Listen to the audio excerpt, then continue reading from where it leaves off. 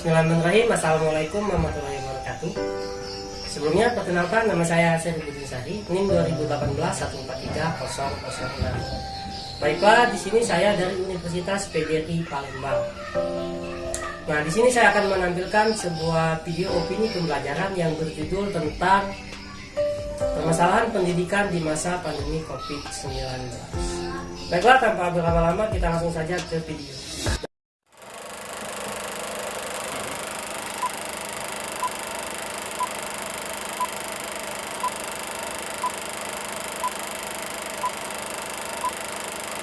Permasalahan pendidikan di masa pandemi COVID-19.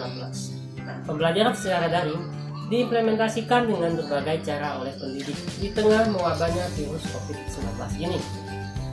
Di tengah keputusan pemerintah, aktivitas sekolah wajib dilakukan di rumah bertujuan agar mencegah penyebaran virus COVID-19. Di mana potret kemakmuran sebuah negeri bermula dari pendidikan. Para guru dan sekolah di masa pandemi COVID-19 ini sebagai pilar utama ternyata memiliki segala macam persoalan. Sudah kita ketahui bersama, di kalangan pendidikan maupun peserta didik, akses internet menjadi modal penting dalam sistem pembelajaran. Dari ini semua siswa dapat mengikuti pembelajaran ini dikarenakan terkendala sarana serta prasarana yang belum mereka miliki, serta perlu adanya sosialisasi agar pembelajaran daring ini dapat berjalan dengan maksimal. Selama wabah virus corona, kami tidak bisa belajar secara tatap muka seperti biasa, sehingga mengharuskan kami untuk belajar di rumah secara online dengan menggunakan aplikasi WhatsApp dan e-learning. Tentunya kami sebagai siswa mengalami kendala dalam belajar seperti materi-materi yang sulit dimengerti, sehingga tidak bisa bertanya seperti belajar di kelas biasanya. Dan gangguan jaringan di saat belajar, serta keterbatasan paket internet yang kami miliki. Namun itu semua tidak menyurutkan kami untuk tetap belajar. Di mana permasalahan yang sering dialami siswa pada saat belajar, di antaranya itu yang pertama itu minimnya akses internet dan sinyal. Nah, sini sudah kita ketahui bahwa sinyal itu merupakan salah satu faktor pendukung akses belajar mengajar daring. Nah, kemudian itu yang kedua itu minimnya kuota internet. Nah, minimnya kuota internet itu sudah kita ketahui bersama bahwa kuota internet itu merupakan faktor kedua yang sangat penting bagi peserta didik guna untuk belajar mengajar daring. Kemudian permasalahan yang ketiga itu kurangnya minat peserta didik dalam mengetahui bagaimana cara menggunakan aplikasi berbasis belajar daring atau online. Nah, jadi kurangnya peran orang tua dalam memantau proses belajar mengajar di rumah, itu maksudnya. Oke, jadi di sini menurut solusi saya untuk menyikapi permasalahan yang dialami peserta didik, pertama dan yang kedua, apabila siswa terkendala jaringan serta minimnya kuota internet, maka wali murid saja yang datang ke sekolah untuk meminta pembelajaran untuk anaknya serta mengumpulkan tugas yang diberikan oleh guru. Nah, itu untuk solusi satu dan kedua. Apabila di daerah tersebut mengalami kurangnya jaringan atau minimnya akses jaringan ataupun kuota internet. Contohnya seperti di sekolah SD 1 Negeri Pinang Indah, ini merupakan sekolah yang amat di pinggiran yang terutama susah untuk mengakses sinyal internet ataupun sinyal yang baik. Jadi sistem orang tua di sini mereka menemui gurunya, seperti yang saya jelaskan tadi, mereka menemui gurunya untuk menemui gurunya untuk meminta pembelajaran apa yang akan diajarkan ke anaknya, kemudian wali muridnya juga mengumpulkan tugasnya langsung ke gurunya dengan catatan cukup orang tua atau wali muridnya saja, anaknya tetap berdiam di rumah. Nah, dengan seperti itu otomatis siswa tersebut bisa belajar di rumah. Nah, oke, jadi dari permasalahan ketiga dan keempat di masa pandemi COVID-19 ini, maka perlu adanya sosialisasi ke siswa dan ke wali murid. Bagaimana tata cara proses pembelajaran daring ini, serta cara menggunakan aplikasi-aplikasi pembelajaran, dan juga orang tua atau wali murid harus memberi pengertian mengenai perlunya pantauan mereka di saat proses belajar mengajar daring berlangsung demi tercapainya efektivitas belajar mengajar online ini. Jadi, mari kita sama-sama mendukung program pemerintah agar terciptanya kembali proses belajar mengajar seperti biasa, dengan tetap berada di rumah, terutama tetap mematuhi protokol kesehatan seperti cuci tangan, menggunakan masker ketika keluar rumah, dan menjaga kebersihan. Baiklah, mungkin saya rasa cukup untuk opini permasalahan pendidikan di masa pandemi COVID-19 ini. Akhir kata, semoga apa yang saya sampaikan dapat bermanfaat bagi kita semua. Dan dari penyampaian saya, apabila ada kata ataupun perkataan saya yang sekiranya mengganggu dan kurang berkenan, saya mohon maaf. Dan saya akhiri, billahi taufiq wal hidayah. Wassalamualaikum warahmatullahi wabarakatuh. Terima kasih.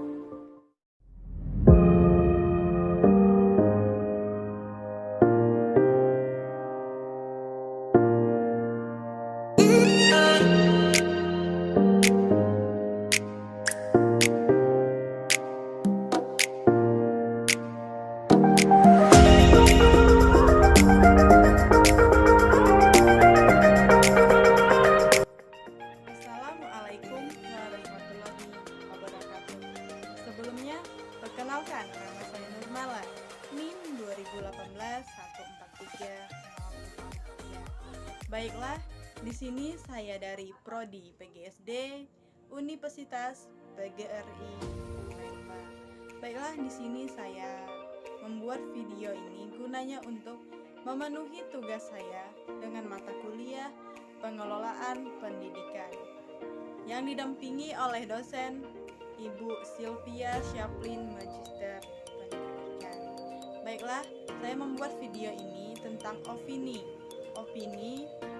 bagaimana pendidikan di Indonesia di masa pandemi COVID-19. Baiklah, di judul yang saya temukan atau berita yang saya temukan itu tentang cerita singkat atau kisah singkat. Nah, baiklah, saya akan menceritakan sedikit cerita singkat.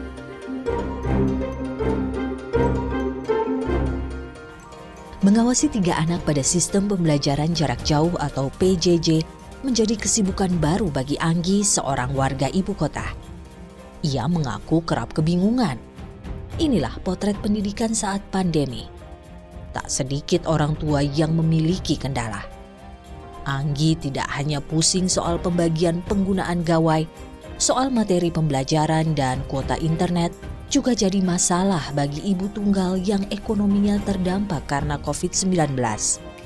Sementara, proses belajar 3 anaknya yang duduk di bangku SD, SMP, dan SMA harus tetap berjalan. Berita yang saya dapat ini dari Kompas.com. Nah, di sini keluh kesah orang tua di sekolah di masa pandemi COVID-19 ini. Baiklah, di sini saya akan mengutarakan pendapat saya sendiri. Nah, sebelumnya Pendidikan merupakan suatu pembelajaran pengetahuan, keterampilan, dan kebiasaan dari kelompok orang yang diwariskan yang generasi ke generasi berikutnya melalui pengajaran, pelatihan, dan penelitian.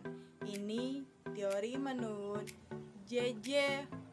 Rawson pada tahun 2003 pada halaman 69. Nah, dia juga menjelaskan tentang bahwa pendidikan merupakan memberikan kita pembelajaran yang tidak ada pada masa kanak-kanak, akan tetapi membutuhkannya pada masa dewasa. Itu menurut J.J. Rawson tahun 2003 halaman 69. Pada fenomena ini, virus sangat sedang terjadi pada banyak tempat. Nah, ini berdampak juga pada pendidikan. Dalam pendidikan sangat berpengaruh, siswa harus didiamkan di sekolah dan belajar di rumah. Baiklah, di sini banyak sekali keluh kesah orang tua dalam menghadapi pembelajaran di masa pandemi COVID-19 ini. Nah, termasuk dalam kisah yang saya ambil, ini cerita singkatnya itu dari anak kelas 3 SMP yang bernama Anggi. Dia ini tinggal di Kapuk Cengkerang, kota Jakarta Barat. Setelah orang tuanya meninggal, Ilham tinggal bersama sang nenek di sebuah kontrakan sederhana. Nah, di dalam kebutuhan sehari-hari, Nenek Saripah harus membanting tulang, menjajakan makanan siap saji, menjadi buruh cuci hingga dipaksa terhenti karena kedua orang tuanya tak cukup kuat untuk bekerja dan berjalan keluar rumah. Singkat cerita, Ilham ini mengaku bahwa susah dalam belajar secara daring, apalagi dengan akses internet yang di desanya itu kurang kendala sinyal.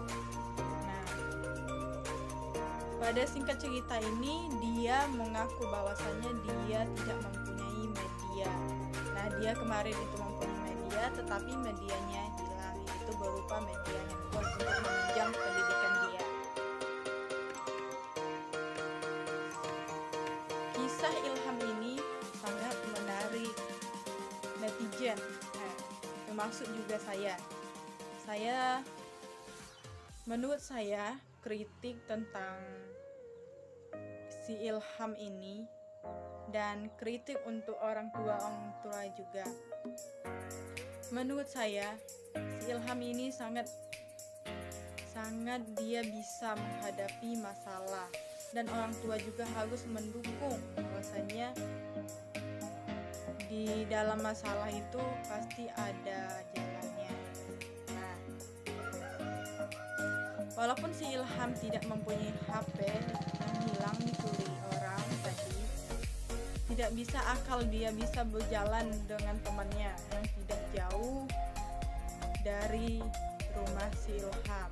Nah, saran dari saya, si Ilham tetap bersyukur dan tabah dalam menghadapi cobaan-cobaan agar suatu saat kesuksesan itu akan mulai kita temui. Nah, saran saya juga untuk para orang tua, kan di sini di masa pandemi ini kita sulit menghadapinya, apalagi dalam dunia pendidikan. Nah, untuk orang tua juga bisa menghadapi atau mendampingi anak-anaknya di masa pandemi ini, karena guru juga susah mengakses anaknya satu persatu, atau maksud saya misal tidak mempunyai media.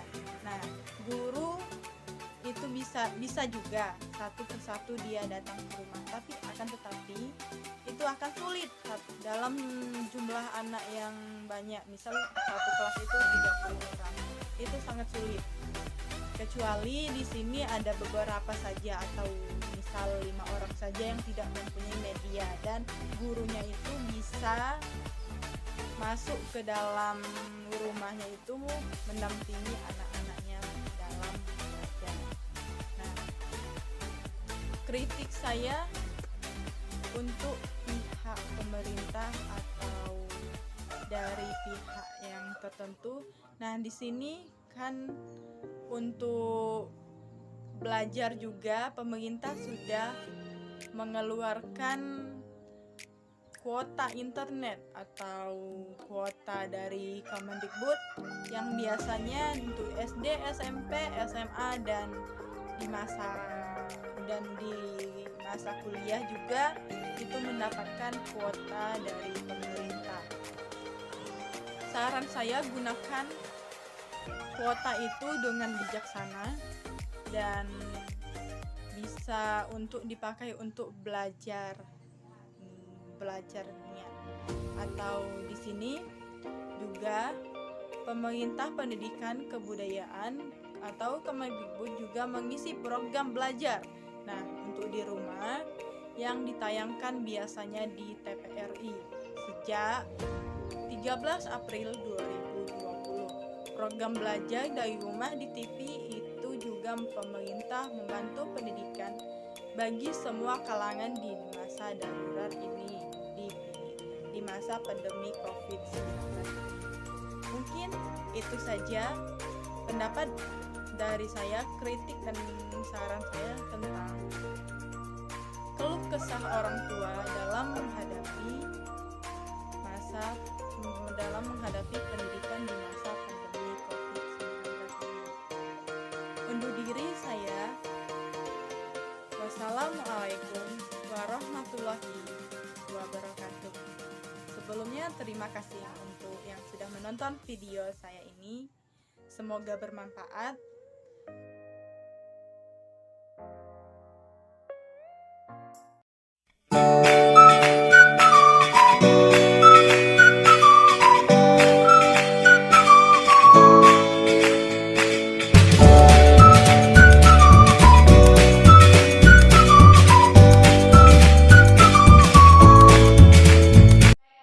Nama saya Laseri, NIM 2018-143-036, kelas 6A, MK Pembelajaran Pengelolaan Pembelajaran.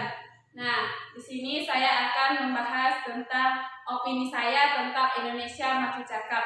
Nah, menurut saya dalam acara sambutan kebangkitan nasional dengan kebangkitan digital bersama Kementerian Komunikasi dan Informasi bersama Gerakan Nasional Digital Siberkreasi melalui Indonesia Makin Cakap Digital. Nah, menurut saya dengan diadakan program literasi digital nasional Indonesia Makin Cakap Digital, maka akan membuat seluruh Indonesia untuk lebih kreatif lagi. Apalagi program ini merupakan literasi dan kecakapan digital tingkat dasar, termasuk diantaranya tentang fotografer, videografer, media sosial, dan berbicara di depan umum. Apalagi diadakannya secara gratis. Nah, secara gratis sepanjang tahun ini, juga tahun-tahun yang akan mendatang. Jadi, anak muda tidak hanya menggunakan HP untuk bermain game saja, tetapi bisa juga memanfaatkan dengan sebaik mungkin. Nah, contohnya yaitu misalnya kita menjadi blogger. Nah, kalau kita menjadi blogger itu kita akan jadi terkenal dan menghasilkan uang, tidak hanya games yang hanya menghabiskan uang dan data kita saja. Nah, jika kita menggunakan dengan baik, itulah mengapa kita harus bisa cakap dalam digital. Nah, akan tetapi ada kelemahannya, yaitu dalam program ini untuk anak-anak muda yang jauh dari alat digital karena hambatan jaringan yang seperti yang di pelosok-pelosok sekarang ini. Nah, mereka itu tidak bisa mengikuti program ini dan tidak memungkinkan untuk mereka karena mereka jauh dari ibu kota. Nah, seperti itu. Baiklah, itu saja opini dari saya. Saya akhiri dengan wassalamualaikum warahmatullahi wabarakatuh.